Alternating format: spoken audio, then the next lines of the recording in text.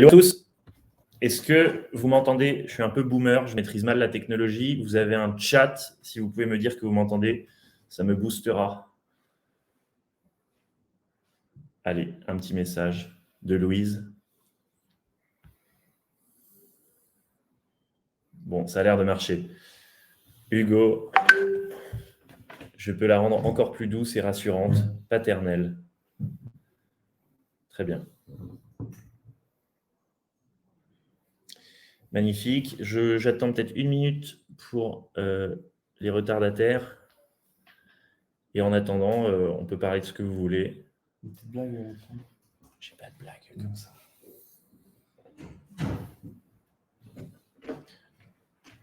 À 35 participants, je commence.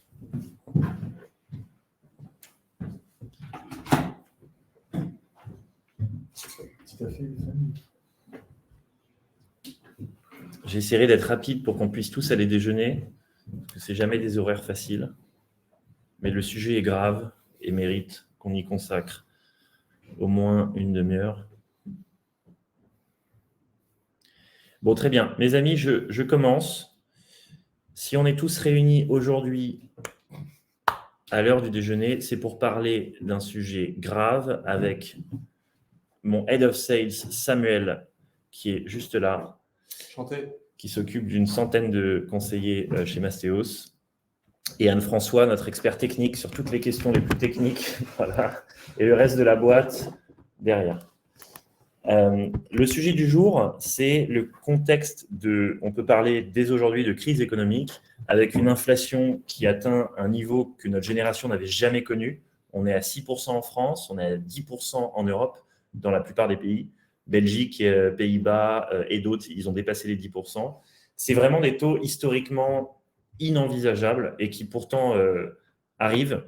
Et on ne peut pas dire que ça va être un phénomène court terme, liés à des problèmes logistiques à cause de la guerre. Il semble vraiment qu'on soit parti sur une inflation structurelle qui accompagne un nouveau cycle. Pendant les 10 dernières années, on était plutôt sur un cycle déflationniste à la japonaise. Aujourd'hui, on part sur un cycle qui est inflationniste. Donc l'inflation, c'est vraiment notre nouveau compagnon, notre nouveau meilleur ami. Et ça stresse. Pourquoi ça stresse? Parce qu'elle s'accompagne d'une hausse des taux d'intérêt. La mission de la Banque centrale européenne, c'est de juguler cette inflation en remontant le coût de l'argent. Plus l'argent coûte cher, moins les gens vont l'utiliser, et donc moins ils vont alimenter ces bulles qu'on est en train de vivre. Donc la Banque centrale, quand elle voit de l'inflation, elle remonte les taux. En remontant le coût de l'argent, elle diminue le nombre d'emprunts et la quantité de liquidités injectées dans l'économie. Et comme ça, elle refait baisser l'inflation. Mais pour l'instant, elle a une stratégie qui est très accommodante et elle est systématiquement en retard sur l'inflation, la Banque centrale. L'inflation, elle est à 6 et les taux d'intérêt d'emprunt, ils sont à 2. Et ça crée une situation qui est inédite. Elle est stressante parce qu'on voit les taux remonter, mais elle a un avantage pour nous, investisseurs immobiliers. Et cet avantage, c'est que quand on a un taux d'intérêt d'emprunt qui est inférieur à l'inflation, on a un taux réel qui est négatif. Si j'emprunte à 2 et que j'ai 6 d'inflation, je m'enrichis de 4. Et ça, c'est très difficile à comprendre. Et pour ça, il faut reprendre un exemple très concret et ça va tous vous parler. Je vais faire l'exemple avec Sam. D'ailleurs, c'est en live. Sam, si je te prête, imagine, on est en Belgique, il y a 10% d'inflation par an. Donc, chaque année, les prix augmentent de 10%. D'accord ? Je te demande 1000 balles. Est-ce que tu peux me prêter 1000 balles ? Ok. Ok, tu dis ok. Très bien. Bon, l'année prochaine, si je te rends 1 000 € 50, je te rends 1 000 € plus 50 balles pour te remercier, d'accord ? Il y a 10% d'inflation. Est-ce que tu as l'impression de t'être fait arnaquer ou pas ? Non. Si, c'est con quoi. Je fais le nouveau élève. Si, d'accord. Regarde, avec ces 1 000 €, tu voulais t'acheter un vélo chez Decathlon qui coûte 1 000 €. Mais avec l'inflation, il va coûter 1 100 € l'année prochaine. Oui, l'année prochaine, ouais. Et moi, ce que je te proposais, c'est que tu m'as prêté 1000 balles, je vais te rendre 1000 plus 50. Est-ce que tu as l'impression de te faire arnaquer ? Du coup, oui. Tu ne peux plus t'acheter ton vélo. Parce que tous les prix ont monté de 10%. Donc, les 1 000 € que tu m'as prêtés cette année, ils ne valent plus 1 000 € en termes réels. Ils valent 10% de moins. Ce qui compte, c'est ton coût réel, c'est ton pouvoir d'achat. Donc, si jamais vous empruntez 1 000 € à un pote et qu'il y a 10% d'inflation et que vous lui rendez 1 000 € l'année suivante ou 1 050 €, vous lui rendez moins que l'inflation. Lui, il se fait arnaquer, il perd parce que sa valeur vaut 10% de moins et vous allez lui rendre moins que ça. En l'occurrence, les banques, elles vous prêtent à 2 alors qu'il y a 6 d'inflation en France. Donc, elles vont récupérer moins que la baisse du coût de l'argent. Vous voyez ce que je veux dire? Est-ce que vous pouvez me dire dans le chat si ça a vaguement du sens ce que je dis? Je parle du concept de taux réel négatif. Je suis en train de vous expliquer pourquoi, quand les taux d'emprunt sont inférieurs à l'inflation, on s'enrichit littéralement sur sa dette. Je vais le formuler d'une autre manière. Votre actif immobilier dans lequel vous avez investi, il est indexé à la hausse sur l'inflation, ne serait-ce que par le loyer. Le loyer, il est indexé sur l'inflation. Il y a ce qu'on appelle l'IRL, qui est l'indice de revalorisation des loyers, qui suit l'inflation. Donc, en fait, ce que vous achetez est exposé à la hausse sur l'inflation. Mais votre dette, elle ne bouge pas. Enfin, en tout cas, ça coûte 2% d'intérêt par an, alors que vous avez 6% d'appréciation des prix côté actif. Donc, en fait, vous êtes beaucoup plus gagnant sur l'inflation que ce que vous payez sur votre dette. Et bien, ce différentiel, c'est le taux d'intérêt réel. Il est négatif. Donc, vous vous enrichissez en vous endettant, puisque la banque prête en dessous de l'inflation. Et encore une fois, il faut se mettre dans la peau de quelqu'un. Vous lui prêtez 1 000 €, et s'il y a 10% d'inflation par an, vous avez envie qu'il vous rende 1 000 € plus 100 balles. Sinon, vous ne pourrez pas vous acheter la même chose que l'année où vous lui avez prêté. Donc, on comprend bien quand on prête de l'argent à un pote et que tous les prix augmentent, qu'il va falloir qu'il nous rende au moins l'augmentation des prix. Là, ce n'est pas le cas avec les banques. Et c'est à votre avantage. Votre actif capte l'inflation à la hausse. Et la dette est négativement corrélée à l'inflation. Elle se fait grignoter par l'inflation en termes réels.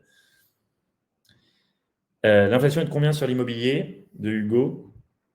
Alors en fait, sur l'immobilier, tu distingues deux aspects. Tu distingues le prix de ton appartement et le loyer qu'il génère.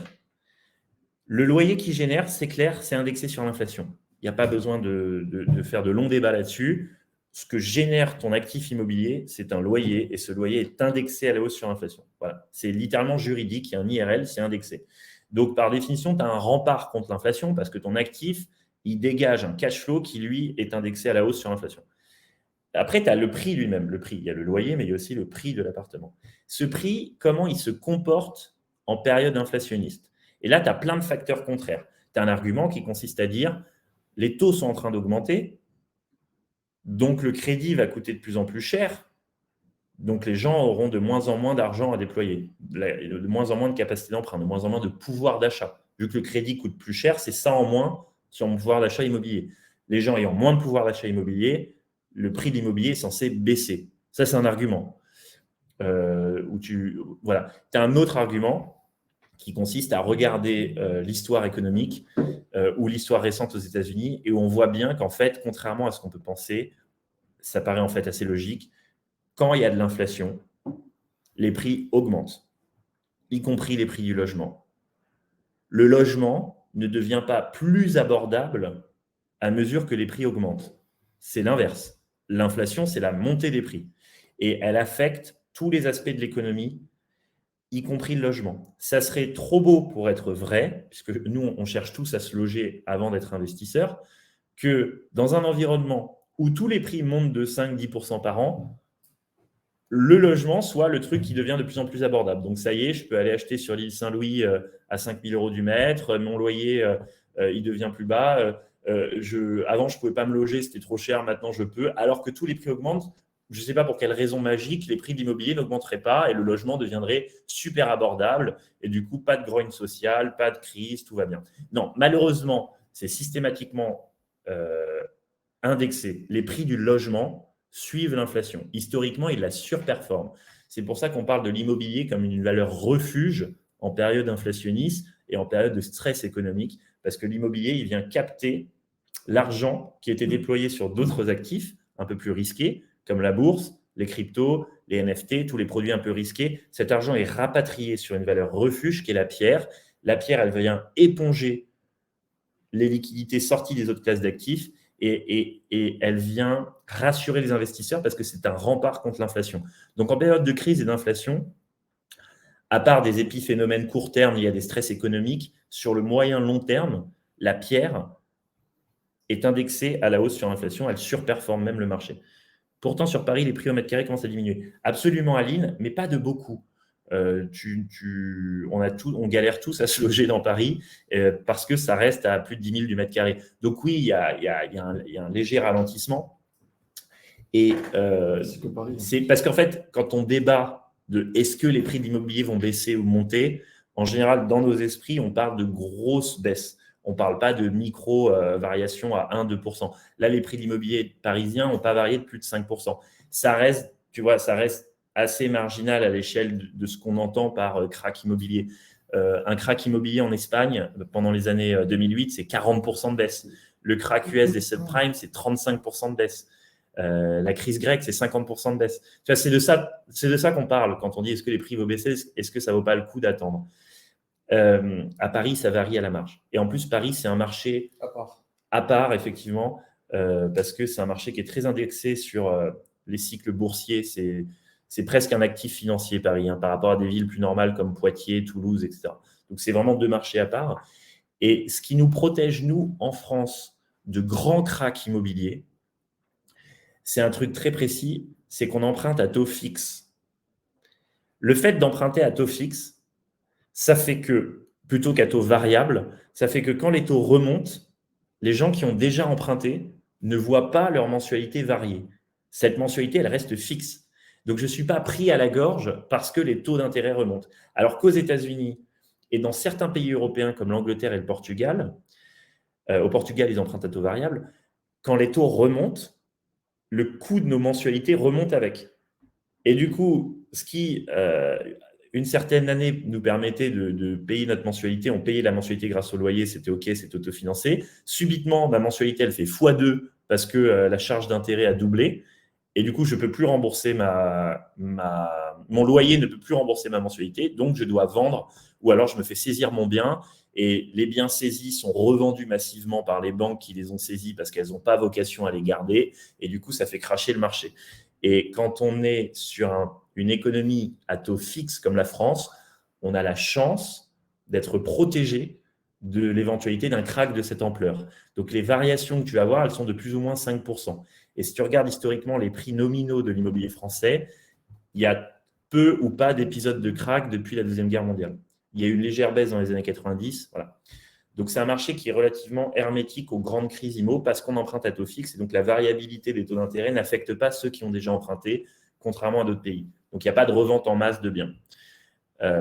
Au pire, tu as un ralentissement. Mais en tout cas, ton loyer, lui, il continue à exister, il continue à produire du cash flow qui viendrait d'ailleurs éponger la baisse. Tu vois, si tu fais 5% par an de loyer et que ton prix baisse de 5%, déjà, tu t'es refait sur le loyer ce que tu as perdu en prix.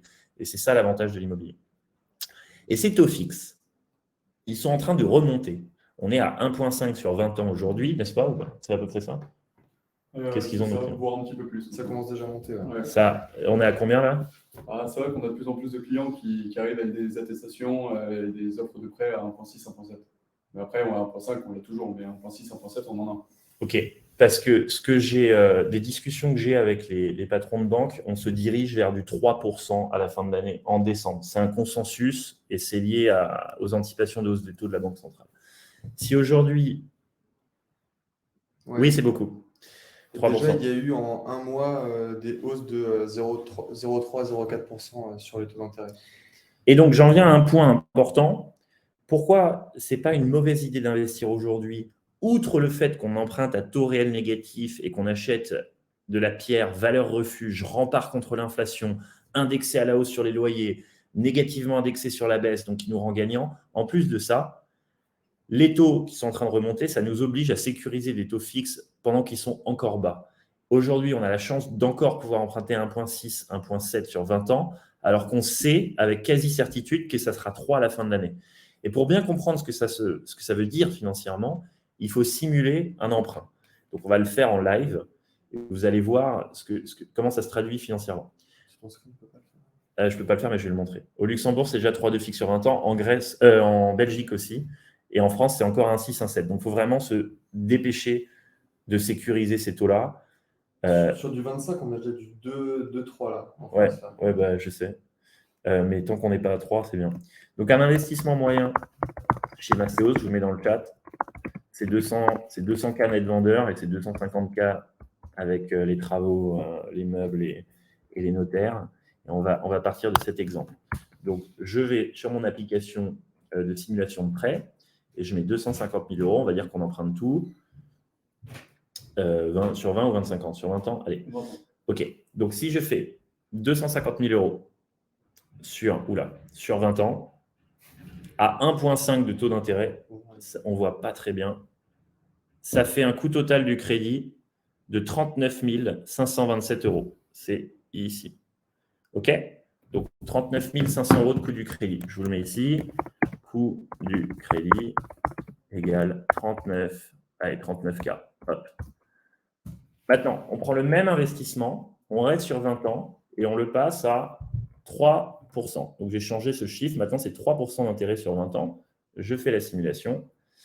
Et bon, ma mensualité, elle a augmenté, mais c'est surtout mon coût total du crédit, il est passé à 82 000 euros. Je ne sais pas si on voit bien. 82 000 euros. Ici. Donc, à 3%, coût du crédit égale, je vous le note comme ça, vous pouvez suivre, 82K. Ça veut dire qu'on a pris 82 moins 39. Ça fait combien? 43. Bravo, 43 à ma droite. Qui dit mieux, 43 KE de coûts supplémentaires. Sur 6 mois. Ça fait combien par mois? 6 x 7, 42. Ça fait 7 KE par mois. Attendre coûte cher. Voilà, c'est ça ma conclusion. Hop. Pardon. Ce que je veux dire par là, c'est que quand vous savez avec certitude que les taux vont remonter, alors mes chiffres, on peut les challenger. Je sens que Kevin va challenger sur mes calculs, mais en tout cas, on garde l'idée générale. Il faudrait réintégrer l'inflation. Comment, du coup? Parce que pour le coup, ton taux, il reste fixe. Tes loyers aussi. Kevin, il y a 66 personnes qui vont juger ton prochain message. C'est que ça coûte de moins en moins cher, finalement. C'est ça que tu veux dire. Ouais, exactement. Ouais. Je suis d'accord avec toi. Bon, pour l'instant, je raisonne en valeur nominale. Mais c'est vrai qu'en fait, ces 3%, ils sont à mettre en face d'une inflation qui va être à 6,7 d'ici là. Et donc, effectivement, on restera en taux réel négatif. Ce n'est pas parce qu'on est en taux réel négatif qu'on ne peut pas faire mieux en sécurisant à 1,5, 1,6 aujourd'hui. On est encore plus négatif si on arrive à sécuriser un taux à 1,6 aujourd'hui. Donc voilà, ce que je vous ai montré dans mon petit exemple, c'est que si vous attendez 6 mois de plus, eh ben, votre crédit, il prend 43 000 euros, c'est 16% de votre investissement. Donc, il faudrait que les prix aient baissé d'au moins 16% pour que ça soit financièrement rationnel d'attendre. Et ça représente 7 000 euros par mois. Donc, ça veut dire qu'attendre, c'est déjà des loyers non perçus. Un investissement à 250 000 euros, ça a vocation à générer un peu moins de 2 000 euros de loyer. Donc, si on a 2 000 euros de loyer qu'on ne perçoit pas parce qu'on attend, prix de stress et d'hésitation, plus les 7 000 euros de coût du crédit supplémentaire chaque mois, ça fait 9 000 euros. C'est énorme. Donc, attendre coûte très cher. Et oui, je suis biaisé avec Samuel et Anne-François. On vend de l'immobilier comme métier, mais vous n'êtes pas obligé de passer par Mastéos. Le message ici, c'est votre devoir patrimonial de sécuriser des taux nominaux bas pendant qu'ils le sont encore. Parce que sinon, vous allez vous rajouter 40 000 euros de charge de crédit sur un investissement moyen. Et en fait, chaque mois que vous attendez, c'est 9 000 euros. 7 000 euros de coûts supplémentaires, plus 2 000 euros de loyer non perçu. C'est ça. C'est un peu une fenêtre de tir. Et nous, pour info, tous les salariés en interne se dépêchent d'investir justement avant qu'on se fasse un peu exploser. Et on le voit aussi sur les clients, là, le mois de fin mai et début juin, il y a une excitation assez fulgurante sur les demandes d'investissement. Et tout le monde se précipite. Donc il y a cet effet élan. Donc on essaie côté sales de pouvoir assurer toutes les demandes. Mais voilà, il y a ce côté-là. Et nous pareil, voilà, je pense que Thierry, il investit. Moi, j'investis aussi en ce moment à Nef aussi à côté. Donc profitez de cette fenêtre avant que les taux continuent d'augmenter et avant qu'il y ait des vrais changements sur l'IMO. C'est un peu la dernière fenêtre de tir. C'est pour ça qu'on fait un mois record. on va faire 200 ventes en juin alors qu'on en fait une centaine d'habitude, parce qu'on voit en fait un flot de clients qui ont compris que c'était plutôt dans leur intérêt de sécuriser aujourd'hui des taux bas plutôt que laisser filer. Alors, ça ne veut pas dire que ce serait une mauvaise idée d'investir à 3%, mais c'est trop dommage quand on a la possibilité de le faire maintenant, de se prendre 40 000 € de coût du crédit dessus. Il faudrait que les prix, pour ceux qui ont une vision très pessimiste du marché immobilier, pourquoi pas? Ce n'est pas ma vision, parce que le marché immobilier, historiquement, il est indexé à la hausse sur l'inflation. Ce n'est pas ma vision. Mais, et en plus, ça sert de valeur refuge, donc c'est plutôt l'inverse pour moi qui va se produire.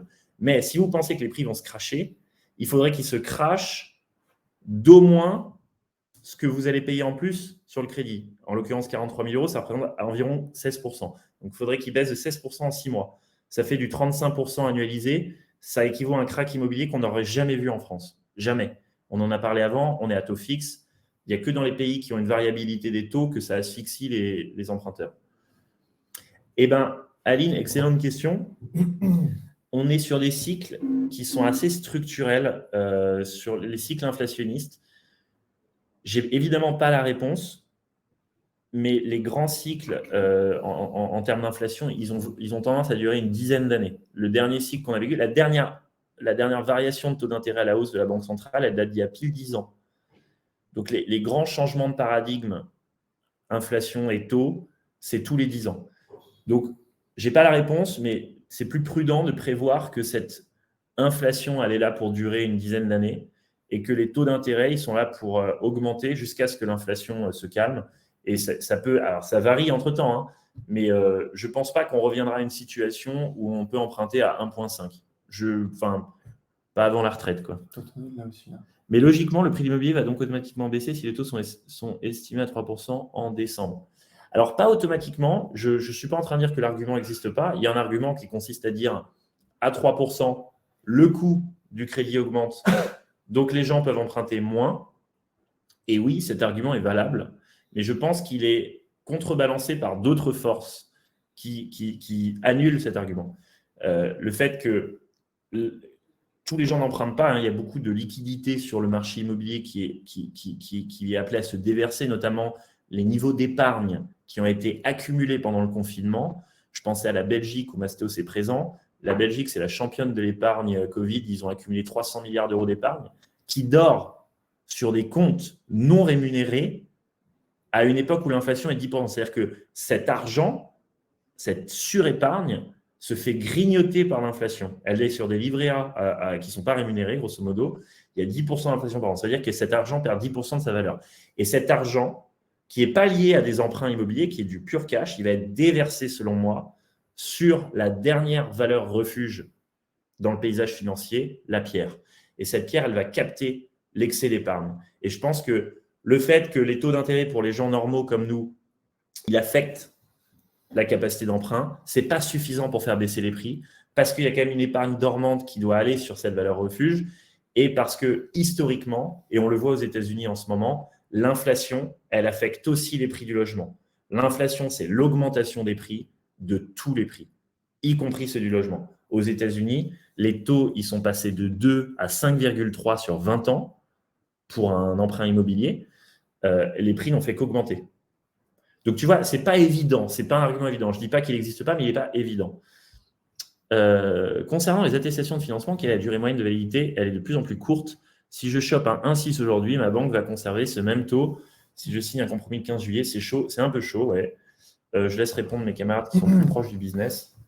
Pour le coup, effectivement, Lorraine, le plus vite tu peux aller, le mieux c'est. Moi, je pars de j'ai un cas perso là où il y a 1 mois et demi, j'étais voir une banque où on m'avait promis des très bonnes conditions.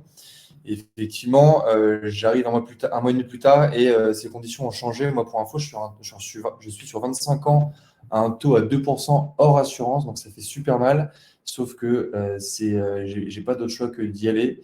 Donc, la durée de validité, c'est un peu compliqué, ne serait-ce que pour une banque de s'engager contractuellement sur une attestation de financement. Ils vont essayer de s'en rapprocher, surtout s'ils se sont engagés avec cette attestation. Mais ce qui est certain, c'est que le plus vite tu peux engager les démarches, c'est-à-dire tu signes ton compromis, lancer les démarches avec la banque dès le lendemain de la signature du compromis, le plus vite tu t'assureras que ton taux en fait ne va pas bouger pas. Mais ce n'est pas contractuel. Anef, les durées de validité des attestations de financement, c'est quoi ton ressenti? Mon ressenti, c'est qu'il faut remettre en question, hein, chez des clients qui avaient des attestations, donc logiquement une sorte d'engagement de la banque, et qui reviennent me voir au moment de l'offre de prêt en me disant oui, les conditions ne sont pas les mêmes que sur mon accord. Ah ouais? Ouais, ça m'est déjà arrivé. Et À donc, combien de temps d'écart? Bah, un mois. 2 mois max. Ouais. Un mois, 2 mois, ça change. C'est pour ça qu'il faut Les aller conditions proposées ne sont plus les mêmes aujourd'hui. très vite. Donc ouais, en effet. C'est pour ça que quand on parle d'élan et de fenêtre de tir, il faut vraiment y aller dès maintenant, quoi, parce que ça peut aller très très vite. Et même avec vos banques, hein, si vous pouvez accélérer le financement, vous gagnerez sûrement des points en termes de taux. Est-ce que on a abordé pas mal d'arguments en faveur d'un investissement? Du coup, vous pouvez m'envoyer pas mal de questions. Je les résume. Premier argument. Alors déjà, la conclusion de cette conférence, qu'on soit très clair, et on est biaisé, mais on pense vraiment que c'est le cas. Je pense qu'il n'y a jamais eu de meilleur moment de l'histoire post-Deuxième Guerre mondiale pour investir dans l'immobilier avec de la dette. Parce qu'on emprunte à taux réel négatif, donc on s'enrichit sur notre dette. 2, parce que attendre coûte cher. On se prend 7 000 € de coûts supplémentaires du crédit tous les mois au rythme de la hausse des taux d'intérêt actuellement, et on ne perçoit pas les loyers pendant qu'on attend. Et ce cumul, c'est 9 000 € dans mon exemple moyen. Attendre coûte cher, on emprunte à taux réel négatif, et en période d'inflation, le logement ne devient pas plus abordable. Donc, il n'a pas vocation à baisser. En période d'inflation, les prix montent, y compris les prix du logement, ne serait-ce parce que le loyer est indexé à la hausse sur l'inflation. Donc, je me retrouve, et je le répète pour conclure, dans une situation où mon actif, il capte l'inflation à la hausse, ne serait-ce que par le loyer, qui lui est indexé sur l'IRL et donc sur l'inflation, et ma dette, elle baisse en termes réels. On appelle ça en termes réels en économie, c'est-à-dire elle est déflatée par l'inflation. Elle baisse parce que sa valeur réelle est grignotée. On reprend l'exemple où vous prêtez 1 000 € à un pote alors que les prix augmentent de 10% par an, il vous rend 1 000 € l'année prochaine, vous avez perdu 10%. Si vous lui facturez 2% d'intérêt alors qu'il y a 10% d'inflation, vous avez perdu 8%.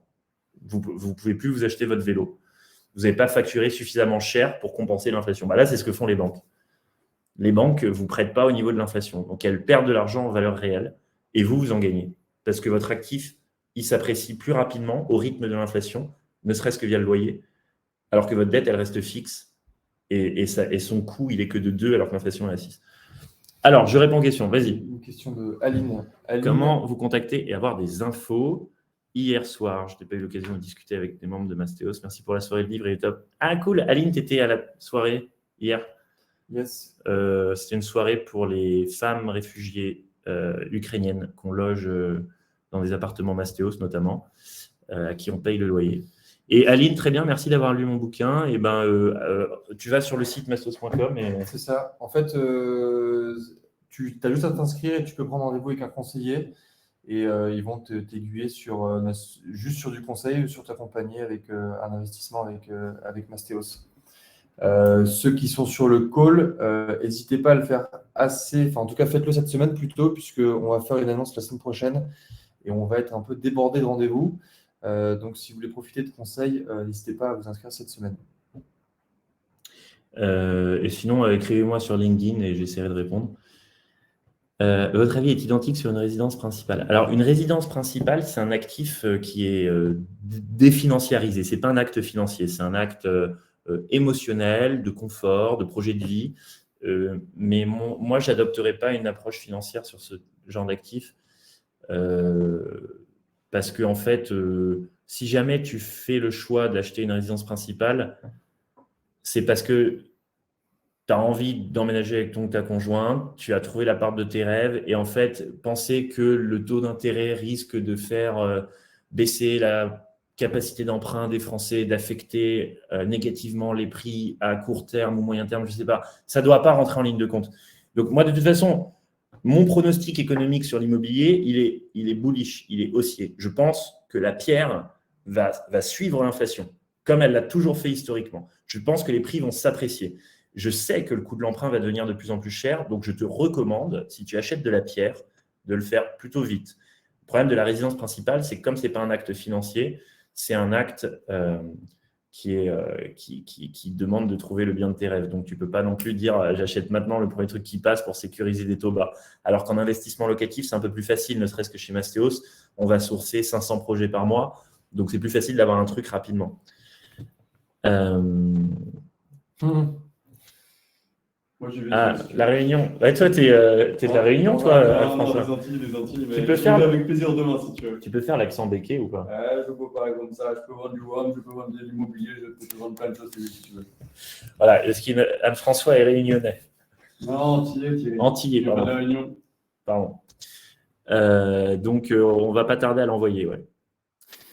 Une résidence principale peut devenir tôt ou tard un investissement locatif, absolument. Une résidence secondaire, qu'on loue un peu. Bref, oui, c'est vrai qu'il y a un mélange des genres et qu'il y a une porosité entre les différents cas d'usage d'un même bien. Moi, j'ai un appartement à Marseille qui me sert de résidence principale la moitié du temps et que je mets en Airbnb le reste du temps. Donc, est-ce que parmi vous, il y a des gens un peu calés en économie qui aimeraient, ou non d'ailleurs, mais qui aimeraient exposer les arguments qui les stressent d'un point de vue économique pour investir? Enfin, ce que je veux dire par là, c'est que comme je vous ai donné toutes les clés, donc à ce stade, c'est vraiment un débat entre vous qui êtes 66 et nous. Donc n'hésitez pas si vous avez des questions. Je pense que tu peux parler même d'un worst case scénario, si jamais il y a un crack et que l'immobilier perd 30%, qu'est-ce que ça change si moi à la base j'ai mis 10% et que j'ai un projet plus ou moins équilibré qui va se rembourser? On va prendre un exemple. On va prendre un exemple avec un budget à 250 000 euros. OK? On met quoi en termes d'apport? 10% aujourd'hui? 10%. Allez, on met 25 cas d'apport. OK. On part sur un bien autofinancé, d'accord? Ça va faciliter le raisonnement. Et on dit qu'il y a un crack, ce qui n'est pas notre pronostic central, de moins 30%. Je vous l'écris dans le chat, comme ça tout le monde a les infos. Le bien est autofinancé, donc ça veut dire qu'il est au moins à 8% par définition. Donc 8% de rendement. 8% de 250 000, ça fait combien? Ça fait 1,08 fois 250, 1, 2, 3. Ça fait 20 000. Ouais, bravo, t'es chaud. 20K, t'es trop chaud. 20K de loyer annuel. Crack, moins 30% sur 10 ans. Est-ce que je vais m'en sortir dans mon exemple ou pas? Allez, sur 15 ans, ouais.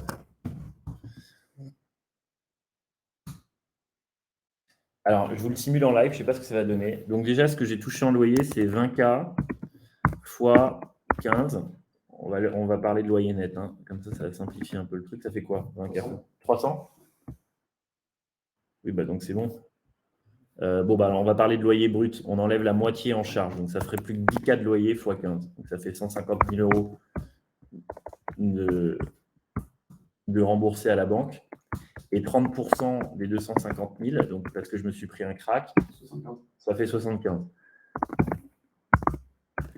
Donc ce qu'on veut dire par là, c'est que vous avez gagné en loyer le double de ce que vous avez perdu en prix. Voilà. Donc en fait, quand on investit dans l'immobilier, même avec une vision, enfin a priori on a une vision qui est pas court terme, on n'est pas en train de trader du Bitcoin. Donc si on se projette sur au moins 15 ans, l'enrichissement, il ne se fait pas par la variation des prix, ce n'est pas une action LVMH en fait, ce n'est pas la volatilité des prix de l'actif qui nous enrichit. Ce qui nous enrichit, c'est le loyer que génère l'actif. Ce loyer, il rembourse le prêt qui a servi à financer l'actif. Et donc si je dégage 20 000 euros de loyer et que j'ai la moitié qui part en charge, taxes foncières, assurance PNO, frais de gestion et tout, il me reste 10 000 euros pour rembourser ma banque et donc je m'enrichis mécaniquement de 10 000 euros par an parce que ce que je rembourse à la banque, ça me rend de plus en plus propriétaire du bien et ça sera toujours ça de moins à rembourser à la revente. Donc à la revente du bien, je vais le vendre 250 moins les 75 000 euros qu'il a perdu pendant le crash. Donc ça fait que je le revends 175 000. Et j'ai accumulé 150 000 euros de loyer net. Je peux additionner les deux. Donc 150. Je les mets ici. Hop. Je pense que vous avez compris, on s'enrichit par les loyers et ces loyers, ils viennent en fait, ils nous font oublier les variations de prix du sous-jacent immobilier parce que c'est ces loyers qui nous enrichissent. À la revente, on aura remboursé une très grande partie. Et comme on n'aura mis que 25 000 € d'apport, il suffit qu'on récupère 50 000 à la revente. Ça veut même si le marché s'écroule, on aura mis 25 000. Donc, si on récupère 50 000 sur un actif qui en vaut 250, donc un actif qui s'est effondré, on récupère quand même 2 fois notre mise, vu que le niveau d'apport est super bas. Claire, c'est devenu plus compliqué d'enchaîner les investissements immobiliers à cause du nouveau calcul à capacité d'endettement? Absolument. Est-ce que vous pensez que les règles vont évoluer? Oui. Si ce n'est pas le cas, comment pourra-t-on les contourner? Ah, mais il y a des questions avant. Bon, je réponds à la tienne. Claire, ouais, en fait, avant, on calculait avec une méthode de capacité de calcul d'endettement dite différentielle. On faisait la différence, donc la soustraction, entre tes revenus locatifs et tes dépenses locatives. Et si c'était supérieur à 0, ça n'affectait pas ta capacité d'emprunt. Parce qu'on disait, ça rapporte plus que ça ne coûte, ou alors ça rapporte autant que ça coûte. Donc, le résultat est de 0. Donc, quand on va calculer ton taux d'endettement, ton actif locatif ne va pas alourdir ton endettement puisqu'il est financièrement neutre. On a fait une différence. C'est la méthode de calcul différentielle.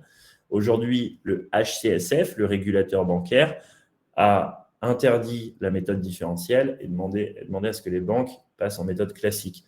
Et en méthode classique, ce n'est plus une soustraction, c'est une division entre tes charges et tes revenus. Et malheureusement, en division, ça ne peut jamais faire 0. Donc, quoi que tu fasses, tu vas affecter ton taux d'endettement en faisant des investissements locatifs, même autofinancés. Parce qu'en soustraction, si c'était autofinancé, il rapportait autant qu'il coûtait, donc c'était 0. Mais en division, c'est un peu plus compliqué parce que s'il te coûte 1000 et qu'il te rapporte 2000, ça fait quand même 1000 sur 2000, 50%. Donc, tu vois, tu n'es pas à 0, là, tu es à 50%. Donc, très vite, ça change un peu ton profil, même beaucoup, ton profil de taux d'endettement. Et donc, comment tu fais aujourd'hui? On est passé d'une logique, si tu veux en faire plusieurs, de simultané, où tu allais vraiment en cumuler des autofinancés en méthode différentielle, à une logique de succession. Donc, en fait, tu vas en faire un, tu vas bien l'acheter, tu vas le valoriser avec des travaux, tu vas commencer à amortir avec les loyers, et puis au bout de 5 ans, sur un prêt de 20 ans, 5 sur 20, c'est à peu près un quart, donc tu as remboursé modulo et frais notaires à peu près un quart du bien sur 5 ans. Donc, tu récupères déjà un quart de ton bien à la revente, plus la plus-value que tu as générée, d'autant plus probable en période inflationniste. Et donc, tu récupères ton apport, ça, c'est pas un gain, ton apport, tu le récupères.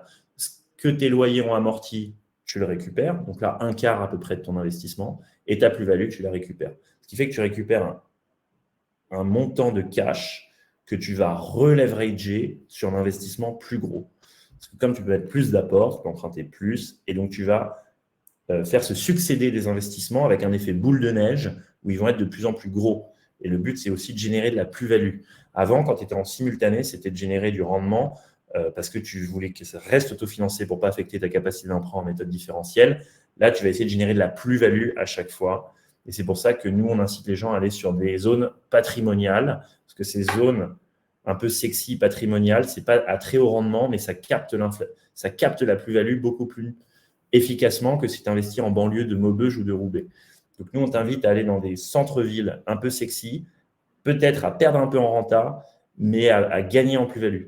Moi, mes actifs rentables que j'ai achetés dans le nord de la France, ils me génèrent 0 plus-value, ils me génèrent beaucoup d'emmerdes, alors que mon truc sur le Vieux-Port, je l'ai payé cher, il n'est pas rentable, mais il prend 10% par an. Et 10% sur un invest à 300 000, c'est 30 000 €.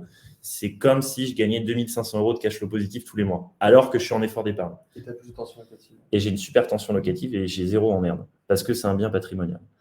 Et donc, comment contourner ça? Après, tu as tout ce qui relève du hacking bancaire, dont je ne peux pas parler et donc, que je ne te recommande pas de faire. Ça consiste à cacher tes investissements aux banques. Tu as ces techniques. Et franchement, on a plein de cas où les gens se sont brûlés les ailes.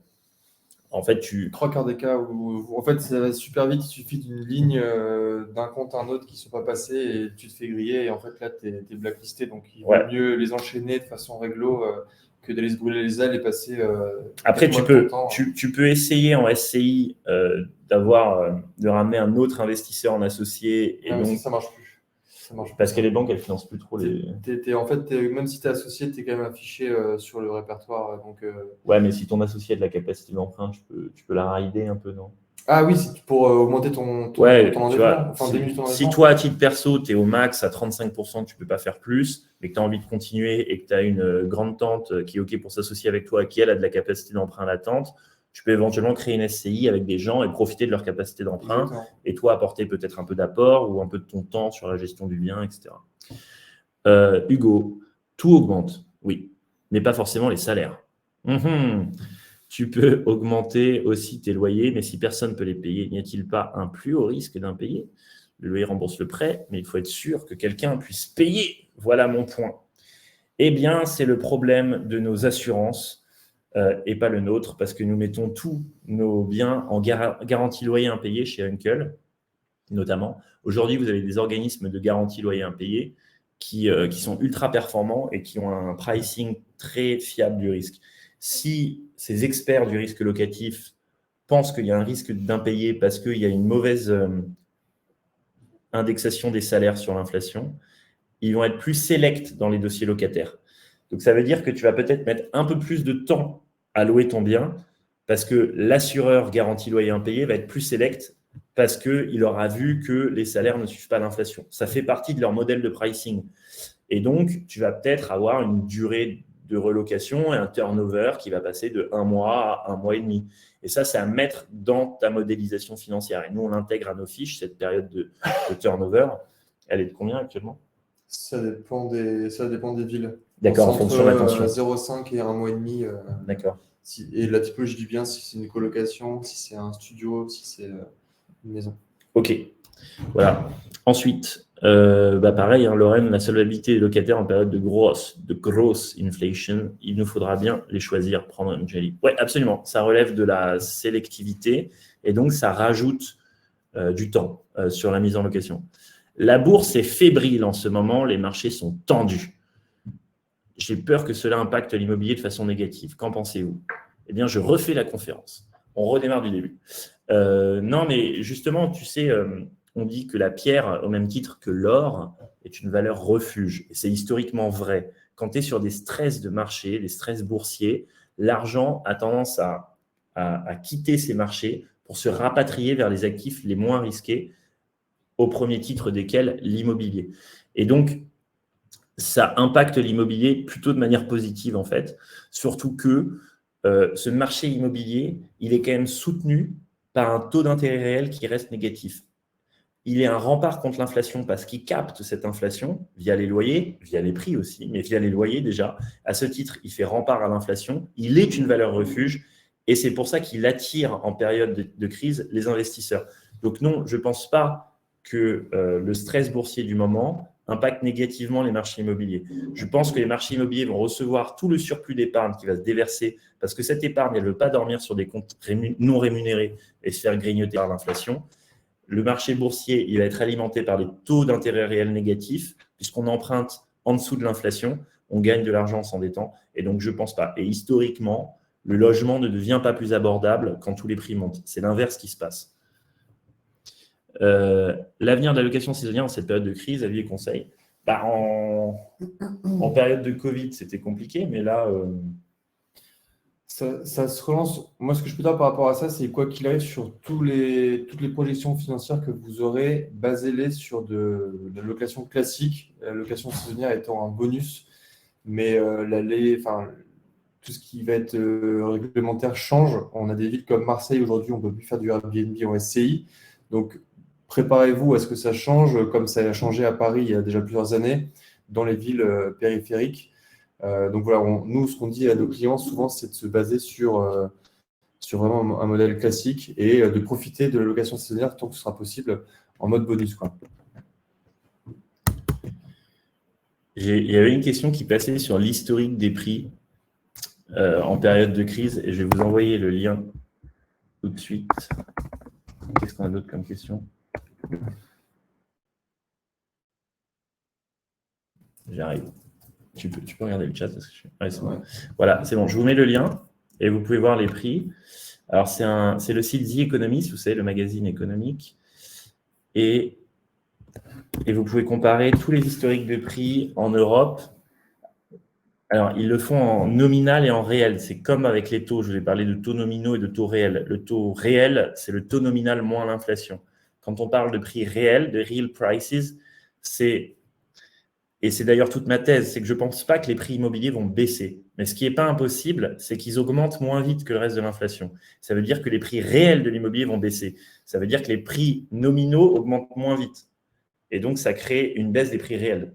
Le fait d'augmenter moins vite, c'est ce qu'on appelle une baisse du prix réel de l'immobilier. Le fait que le taux n'augmente pas aussi vite que l'inflation, ça crée un taux réel négatif. Donc là, vous allez voir la distinction en cliquant sur le lien. Vous pouvez choisir 2 pays. C'est une analyse comparative. Donc, on peut prendre, par exemple, je ne sais pas, je ne sais pas si je peux partager mon écran, mais les gens… Ah ouais? Attends. Hop, partager écran. Partager l'écran. Hop. J'essaye, mes amis, hein, je suis boomer. On a beau être une boîte tech. Oula, compliqué là. C'est bon? Ouais. Voilà. Donc, qu'est-ce que vous voulez comme pays? Belgique et France. On est obligé de mettre 2 pays. France. Hop. Et on va partir des années 2000. Voilà. Donc là, on est en 2000. On voit que depuis les années 2000, ah si, tu as quand même… Attends, on est en prix réel. Donc, on va prendre les prix réels, c'est les différentiels d'augmentation de prix vis-à-vis de l'inflation. Mais nominaux, c'est les prix tels qu'ils sont sur ce loger. Bah, ce qu'on voit, c'est qu'il n'y a pas de très grande baisse. Hein. Il n'y a pas d'énorme crack. Il y a un petit truc là qui se passe en 2009, pendant la crise de 2008, ça baisse. Ça passe d'un indice, regarde, France, 212 à… C'est assez mal foutu leur truc, mais ce n'est pas très violent. Honnêtement, il n'y a pas de crash de moins 30%. C'est ça que je veux dire. Donc, l'historique des prix… Bon, je vous avoue qu'il n'est pas super bien fait, mais en tout cas, ces économistes, donc la data, elle est fiable. On voit qu'en nominal, les prix ne se crachent pas sur l'histoire récente depuis les années 70. En réel, il arrive que les prix augmentent moins vite que le reste de l'inflation, mais pas en nominal. Voilà. Bon, je ne veux pas être boring, donc je vais arrêter mon partage. Est-ce qu'il y a d'autres questions, peut-être un peu plus rigolotes à l'approche du déjeuner, de la sieste et de l'apéro du vendredi après-midi? On a un apéro tout à l'heure ou pas? Tous les jours. On a sieste? Tous les jours. On déjeuner? En face. Baba. Ok. On fait un flams. Mes amis, j'ai peu de réactions de votre part, donc j'en conclus que vous avez peu de questions. Je prends les 2 dernières. Apéro inflationniste, absolument Hugo. Le prix du pastis ne fait qu'augmenter. Et le seul moyen de s'en protéger, c'est d'investir dans des actifs qui sont indexés positivement à l'inflation, comme l'immobilier locatif acheté avec de la dette. La dette se fait grignoter par l'inflation et l'actif immobilier, au même titre que le pastis, capte l'inflation à la hausse, ne serait-ce que via le loyer. Hugo, le roi de la conclusion. C'est Anne qui aura le dernier mot, je sens. Anne, comme dans le flambeau. Je ne sais pas si vous regardez. Anne! Parce que Marc déteste Anne dans le flambeau. Tu le regardes ou pas? J'ai pas regardé, j'ai regardé le premier épisode. Tellement drôle. J'ai regardé juste la flamme. Tu regardes? Non, mais j'ai vu des extraits. Bon, mes amis.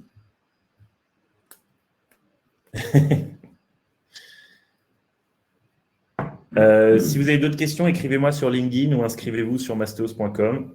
Ce n'était pas pour vous… Bah, si, un peu pour vous parler de Mastéos, mais le fait de devoir sécuriser des taux bas, vous pouvez le faire par vous-même. L'important, c'est que vous le fassiez.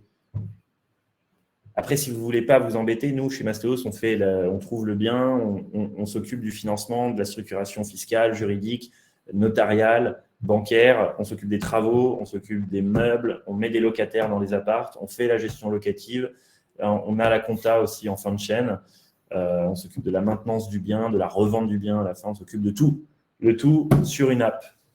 Laurent avait bien résumé le… Merci pour les infos et l'appel à l'action. Voilà. Bon, bah, mes amis, je pense qu'on est bon. On vous laisse. Merci beaucoup pour votre attention. Kevin aura peut-être le mot de la fin. Merci.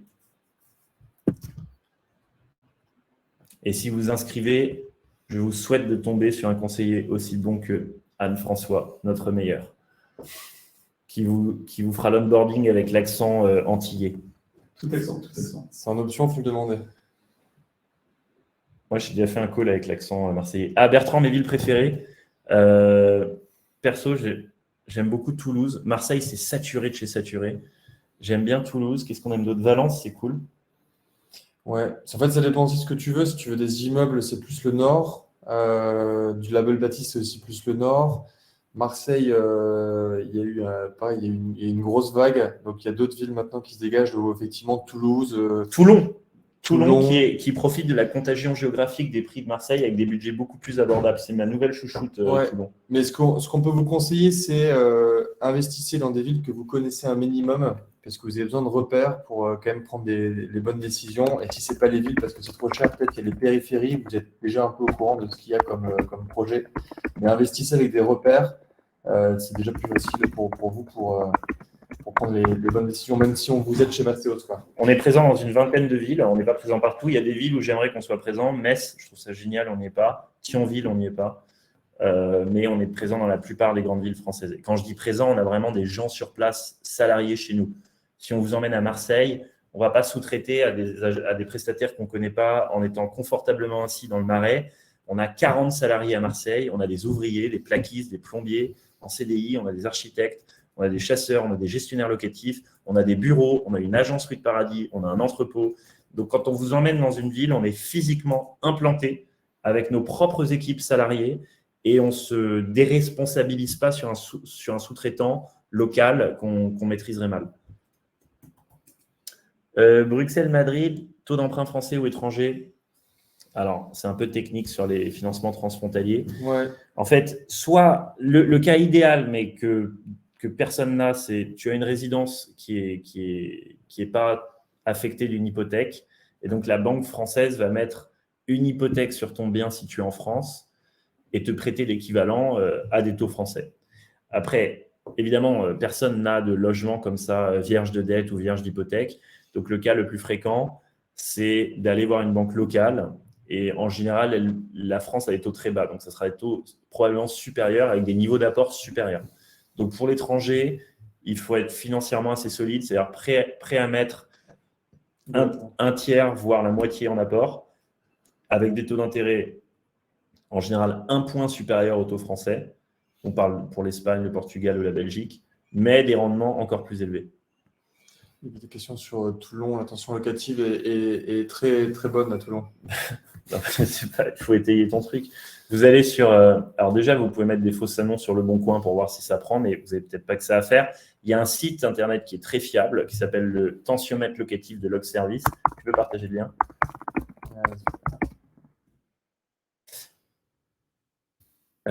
Qu'on croise avec nos data. Nous, on travaille avec la data Casafari, mais ça coûte 10 000 € par mois, donc vous n'y avez pas accès. En revanche, vous avez accès à des sites gratuits, type Meilleurs Agents et tensiomètre locatif. Et là, il vous a mis le lien, donc vous cliquez dessus et vous avez l'analyse, c'est que globalement à Toulon, le marché des locations semble plutôt tendu pour les locataires. Donc c'est un marché qui a plutôt de la tension. On va comparer à Marseille. Si je tape Marseille, vous allez voir que potentiellement on en a plus. Donc il y a de la tension, il y en a un peu moins qu'à Marseille, mais il y a de la tension. Tu veux parler peut-être de Casafari un petit peu avec Mastéos? Ouais, c'est une boîte de data immobilière. C'est de la data extrêmement granulaire qu'on exploite pour avoir les meilleurs biens et estimer au mieux le risque locatif local. Voilà, c'est un peu technique.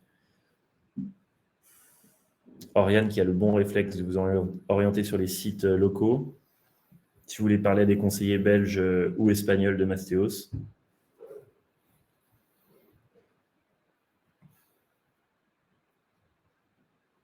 Bon, voilà. Hein. On a faim. On a un peu faim. Une petite danse pour la fin. Allez, bonne app. Tu raccroches. Non, tu raccroches. Tu raccroches. Non, toi, tu raccroches. Allez, Marion.